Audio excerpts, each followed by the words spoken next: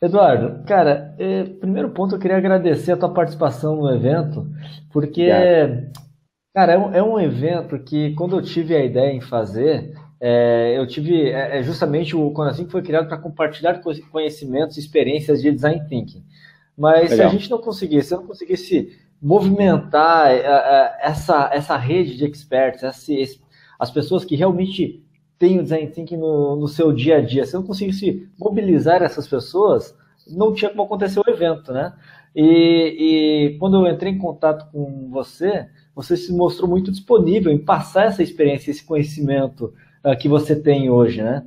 E o que eu achei mais bacana é que geralmente as pessoas utilizam o design thinking com foco em como eu levo o design thinking para dentro da empresa, como eu crio um centro Sim, criativo, como a empresa tira proveito das inovações com abordagem com o ser humano no foco das atenções. E você vem com uma proposta diferente. Você fala, pô, a empresa com certeza vai tirar proveito, mas você está focando o design thinking para o gestor. Como o sim, gestor se torna um design thinker, né? E é sim, uma proposta exatamente. muito uma proposta diferenciada e que vai ser muito bacana ter essa visão aqui para a Think. Então, Obrigado. eu queria começar só pedindo que você se apresentasse, falasse quem é o Tá. Eduardo, como é que a inovação, o design thinking entrou na sua vida, né? E como é Uhum. que chegou na situação atual, onde você montou abordagem, não, mas essa visão diferenciada de como utilizar o design thinking. Fala um pouquinho de você para o Legal. pessoal te conhecer. Tá bom. Bom, oi, pessoal. Eu sou Eduardo Carmelo, eu sou diretor da Entusiasmos Consultoria em Talentos Humanos. Eu vim da área financeira, eu trabalhei no Banco do Brasil durante 7 anos.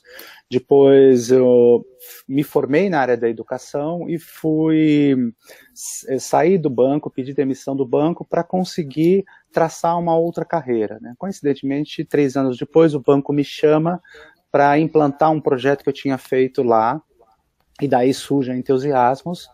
E a minha ligação com inovação, assim, sendo bem sincero, ele começou lá por volta de 2008, quando eu tinha terminado um livro meu de resiliência, então tinha feito um trabalho muito grande em resiliência, e aí aconteceu uma espécie de magia, vou dizer assim, uma espécie de magia, porque eu comecei a estudar os trabalhos da Ideal, né, com o David Kelly com o Tim Brown, e em 2010 eu estava numa consultoria, fazendo um projeto de consultoria para uma empresa no Sul, e vieram japoneses, daqueles consultores de Lean, e assim, eles vinham com a ideia que hoje a gente chama de um pensamento exponencial, né? Assim, o Lean tinha muito dessa questão do enxuto, e os caras, assim, se uma coisa é feita em 7 dias, tem que ser feito em um dia. Se uma coisa é feita em 100 horas, tem que ser feita em 10 horas. E a metodologia dos caras era incrível, porque os caras mapeavam toda a fábrica, por exemplo, e diziam assim, ó, tem que fazer isso e se vira. E os gestores ficavam todos loucos, assim, porque todo mundo achava muito impossível, inclusive eu, que estava começando um projeto de gestão de mudança e de liderança nessa empresa. Mas eu fiquei muito apaixonado com aquilo, muito, muito, achei aquilo incrível, e eles conseguiam, depois de 4 semanas, 5 semanas, eles realmente conseguiam fazer aquela magia, né? E coincidentemente, por isso que eu chamo de magia, que eu acho que, se eu não me engano, eu tenho quase certeza que foi em 2010, que o David Kelly veio pela primeira vez no Brasil, pela Expo Management. E aí eu assisti o trabalho dele, e aí o livro do Tim Brown foi lançado, eu tenho quase certeza também, em 2010. 2010 foi um momento assim, bastante de irrupção no meu próprio pensamento, né? Assim, falar, cara, isso aqui existe, a gente faz de um jeito, mas há uma oportunidade de fazer de um outro jeito. E aí foi aí que eu mergulhei no design thinking, e eu estava fazendo um projeto quase paralelo, que era o projeto da gestão da singularidade. Eu estava estudando um modelo novo de gestão dentro das organizações, foram 100 empresas, mais de 8 mil profissionais, 3 mil líderes, e essa magia casou. Né? E aí, quando eu fiz esse projeto, eu realmente usei bastante dos princípios do design thinking, dos estágios do design thinking, para criar a metodologia da gestão da singularidade. E realmente foi o que você falou, assim, puta, eu adoro tanto, respeito tanto, fico tão encantado com os projetos de design thinking nas empresas, que são fabulosos, mas acho que foi pela minha história de consultoria, e justamente por estar olhando a jornada do gestor todo santo dia, tá? Que eu resolvi fazer essa espécie de posicionamento, porque na verdade você sabe bem, quando a gente implanta Design Thinking, você tem 1000 projetos, esses projetos quase sempre são paralelos, eles estão meio que externos ao dia a dia da organização. E aí eu fiz todo um estudo percebendo, cara, a habilidade dos gestores precisa mudar, a habilidade de integrar pensamento linear e não linear, a habilidade de gerar, trabalhar com problemas complexos era fundamental. Tá? E eu olhei e falei, é isso, os gestores eles têm muitos problemas dentro do seu dia a dia, e eles podem muito bem utilizar a abordagem de Design Thinking, os processos de Design Thinking, para conseguir resolver os seus próprios problemas, porque eu tinha uma tese. A tese era a seguinte, muita da inovação não consegue entrar no dia a dia da organização, tanto por causa da cultura, mas também porque eles são tão inundados de problemas que não sobra espaço para eles conseguirem pensar, se antecipar, que era isso que a gente tinha estudado lá em resiliência. Então a síntese foi, puxa vida, tem tanta gente bacana fazendo Design Thinking, que eu adoro, mas eu vou tentar essa linha, eu vou trabalhar com essa linha, porque também tem a minha questão de educação, ou seja, tem um estágio, né, quando a gente percebe os estágios de educação do Design Thinking, você vê isso, assim, tem a pré-contemplação, que o cara fala assim, não, isso aí é moda, não precisamos disso, isso não tem nada a ver. Aí depois vem o estágio de contemplação, você fala, pô, até que é interessante, eu assisti um vídeo, eu vi isso, eu vi o trabalho dele e tal. Aí tem o estágio de preparação, aí vamos fazer um curso de Design Thinking, né? E no curso que você vê isso, curso de Design Thinking, depois aprender os estágios, depois aprender as ferramentas, legal. Depois tem que botar a mão na massa, tem que usar isso. Então a gente vira o estágio do projeto. Vamos fazer projetos. Projetos mais simples, projetos mais ou menos complexos, projetos muito complexos. Né? Aí eu percebi que havia uma dificuldade de muita gente fazer um Design Thinking que efetivamente conseguisse mudar a cultura e conseguisse efetivamente dar poder, da capacidade intelectual e capacidade de design para o gestor conseguir fazer isso dentro da organização. Então é uma mera contribuição, uma simples contribuição do gestor como Design Thinking, nesse sentido, assim, vamos tentar modificar a cultura por dentro e vamos aproveitar a inteligência, a inovação dos gestores que muitas vezes são cerceadas e bloqueadas pelo seu dia a dia. Então, por que não usar tudo isso para resolver os próprios problemas cabeludos e complexos e ajudar a organização a se tornar mais inovadora e aproveitar todas essas grandes oportunidades que estão acontecendo aí na área exponencial, na área cognitiva. Cara, eu acho demais. A gente já conversou anteriormente, em bate-papos que a gente teve antes, a gente acabou descobrindo que nós estamos muito alinhados em como estamos trabalhando o Design Thinking. Você trabalha o Design Thinking quanto ao gestor, transformar o gestor num Design Thinker, que eu achei fantástico. Eu trabalho a questão do Design Thinking, de como fazer a gestão da sua carreira utilizando o Design Thinking. Fabuloso. E eu acho que a gente tem a gente, pelo menos eu peguei um ponto em comum que quando assisti sua palestra, quando a gente conversou, eu acho que a gente pensa de uma forma parecida, que geralmente as pessoas falam, pô, para aplicar o Design Thinking dentro da minha empresa, a gente tem que ter a cultura da inovação dentro da empresa. A empresa tem que ter aquela cultura para fazer virar. Porque executar um processo, simplesmente por executar o processo, tu até pode rodar, mas o teu impacto, o teu poder de transformação vai ser muito menor do que poderia ser, né? É verdade. E cara, o que me veio na cabeça no passado é o seguinte, bem, a gente precisa da cultura para implementar o Design Thinking. Só que cultura são as pessoas. Se a gente trabalhar o indivíduo, se tu trabalhar o gestor como um Design Thinker, se eu trabalhar o profissional fazendo a gestão da sua carreira com os valores do Design Thinking, automaticamente a gente está influenciando na cultura dessa empresa. Quanto mais pessoas eu conseguir impactar lá dentro, maior vai ser meu impacto em relação à cultura dessa empresa e mais fácil vai ser de passar por uma segunda etapa, que é criar um centro criativo dentro daquela empresa e daí vir com tudo que o Design Thinking pode contribuir para a empresa também, né? Então a gente está olhando para o indivíduo, que eu acho que é uma sacada muito bacana de, inclusive, gerar essa transformação nas instituições hoje, né? É porque, na verdade, a gente fala sempre sobre a resolução dos problemas complexos, de forma colaborativa, centrada no humano. A gente está falando toda hora em Design Thinking.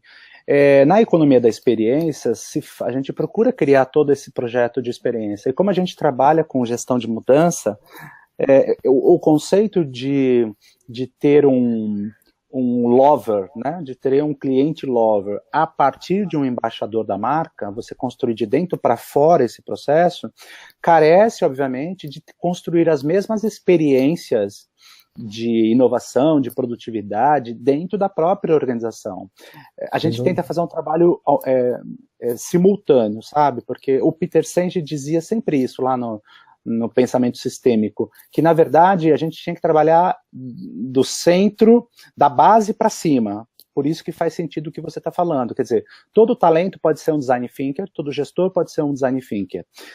Aí aí é um detalhe que a gente percebeu, né? Nas organizações que são mais horizontais, essa possibilidade de troca, né, que é aí que está o caldo cultural, né? Quer dizer, se eu posso dar opinião, se eu posso questionar o meu chefe alinhado com a estratégia, se eu posso cometer erros novos e posso ter riscos controlados, né, que o Google chama do projeto Aristóteles dele de segurança psicológica. Então, se eu tenho uma estrutura mais horizontal e se eu tenho esse ambiente que permite a inovação, aí o design thinking deslancha internamente. Então a gente reconhece, quer dizer, uma coisa você está falando de uma empresa inovadora, como nós conhecemos todas, outra coisa você, por exemplo, está falando de uma empresa, de uma organização pública, que mal conhece PDCA, que ainda tem uma gestão altamente centralizada e não quer distribuir poder e conhecimento. Aí, talvez, esse é o nosso trabalho, né? Você melhorar a estrutura, tentar tornar uma estrutura mais descentralizada e trazer uma cultura diferenciada para facilitar a inteligência dos talentos e facilitar esse processo de inovação. Eu acho que elas são altamente simultâneas e convergentes. Ah, que bacana. Tem um avião aqui. Elas são simultâneas e convergentes. O que acho que daria um tripé, né? Porque, assim, o Design Thinking trabalha para produzir serviços, produtos, experiências para o cliente. Ele poderia muito bem usar esse mesmo mindset para construir uma organização mais ágil, efetivamente mais centrada no ser humano. Por exemplo, a gente fala muito nos hospitais de patient centricity, né, o paciente no centro, mas você vê claramente que a cultura eles têm tantos problemas, porque a cultura não se apropriou dessa. E a coisa a minha experiência no dia a dia com as empresas, que para mim é bastante assustador nesse sentido, é que, gente, tem tanto talento bom, tem tanto gestor bacana, mas que não consegue virar a chave, né? Que não consegue impactar, produzir, trazer coisas diferentes para a organização, justamente porque ele está preso nos próprios problemas, né? Imagina que é uma espécie de círculo vicioso, né? E o Design Thinking faz exatamente isso, cria um círculo virtuoso de produtividade e inovação.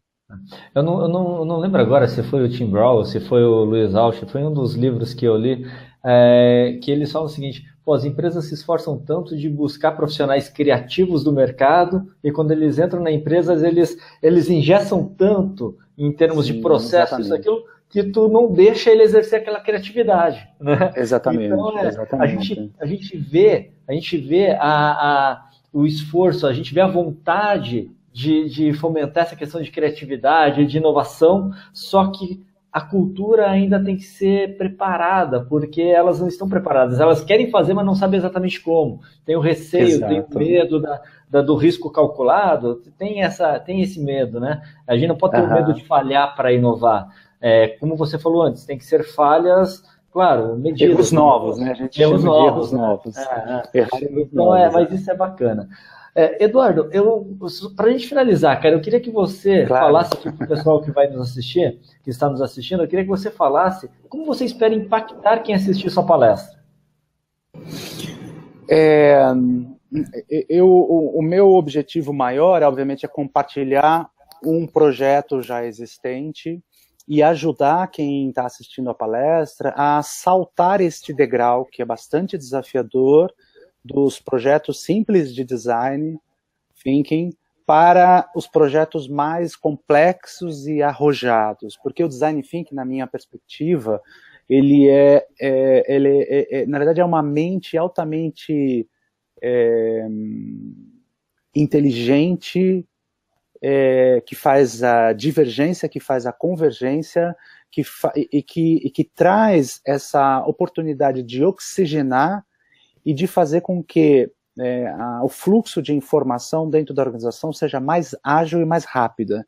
Então eu percebo que muita gente que trabalha com design thinking acaba se prendendo bastante, importante, em conceito, em técnica, em jogos, o que é super importante, mas às vezes ele não consegue dar este salto de uma estrutura mais consistente para poder enfrentar todos os desafios que tem na própria empresa, né? Então é como se o que eu espero impactar é fazer com que o cara entenda que ele pode ganhar mais robustez cognitiva e um pitch mais apurado e uma inteligência mais sistêmica para não tentar vender o design thinking como um processinho à parte, e sim para vender o design thinking como uma verdadeira revolução no mindset e na cultura, para se tornar não uma startup, mas para estar muito mais próximo de uma startup, como faz a GE, como tenta fazer agora o Grupo Algar. Ou seja,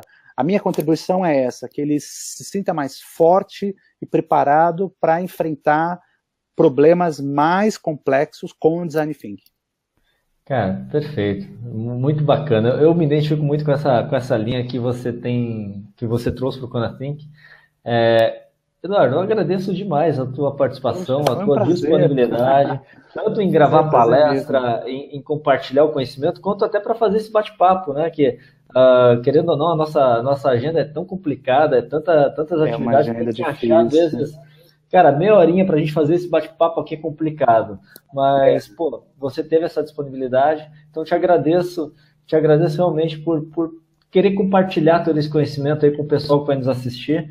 E obrigado, Eduardo. Muito obrigado. Eu também te agradeço bastante, porque eu vi na sua fala uma questão que eu considero muito importante quando a gente conversou da primeira vez, que é essa tentativa de criar um ecossistema mesmo, sabe? Porque eu sinto que nós temos grandes estrelas de design thinking e esses caras são muito demandados e tem muito trabalho. Acho que é uma dificuldade da gente, a gente tem mente muito, não é individualista, mas é muito singular, né? A gente aprendeu a fazer muitas coisas sozinhos e muitas vezes não consegue parar para construir, que eu acho que você está trazendo essa contribuição, de construir um ecossistema para se fortalecer, né, esse ecossistema de design thinking, porque para transformar de um processo para um mindset depois, né, para uma cultura de design thinking, a gente precisa estar mais fortalecido e mais robusto mesmo. Então, eu também te parabenizo por isso e agradeço pelo convite.